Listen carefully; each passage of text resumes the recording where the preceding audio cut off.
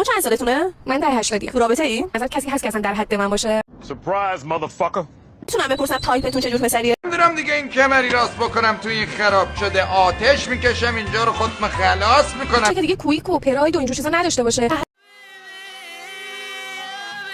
ترک به پایینم نباشه دیگه. بچهای تهران پارس و اینا که اصلا دیگه کلا کنسلن. اصلا در حد من همینجوری پسرا نیستن. چه برسه که شهرک به پایینم بخوام باشن دیگه. شهر غرب و الهیه به بالا دیگه، چون کلا اینا بچه‌ها. کسی هم داری که بچه حالا بالا باشه بهش زنگ بزنی بگی میخوام برم خرید و ببینیم میاد یا در حد حرفه؟ 100%. الو سلام بابا. سلام دخترم. عزیزم خوبی؟ تولد دعوت شدم. میخوام برم خرید کنم. میتونی مبلغی برام بزنی؟ آره بابا درست سرت بگم. کجایی الان بیام دنبالت؟ Take it off. شما پسر اندن جنسی هستم. واسطه ها رو خط زدیدم. پس بیا دنبالم. خودم هم یه سری خرید دارم برای دوستم هم باید خرید کنم. نمی‌دی چشم.